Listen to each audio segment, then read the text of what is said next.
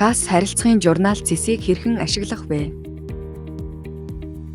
Санхүүгийн менежмент мөнгөн хөрөнгө хэсгийн КАС харилцагын журнал зэс рүү орон хамгийн түрүүнд нэмэх товчийг дарна.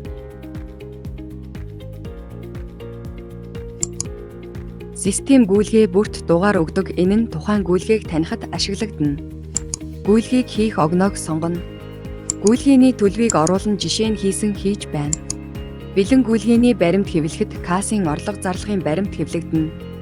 Бэлэн бус гүйлгээний баримт хэвлэхэд төлбөрийн даалгавар хэвлэгдэнэ. Гүйлгээний орлого зарлага гэсэн төрлөөс сонгоно. Дараа нь данс болон харилцах кодыг сонгон гүйлгээний утгыг бөглөнө.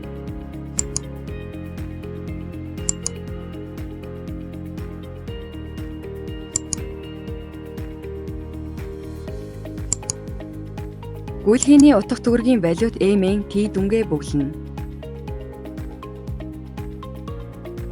Дэлгэрэнгүй хэсэгт харьцах данс болон мөнгөн хөрөнгийн үзүүлэлтээ сонгоно.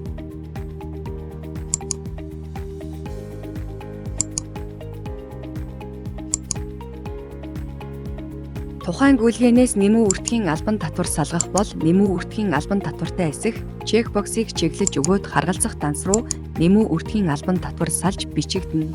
Гүйлгээний мэдээлэлээ хадгалсны дараа хэвлэх товчийг дарснаар сонгосон бэлэн баримтын төрөлтэй КАС-ын орлого зарлагын баримт хэвлэгдэнэ.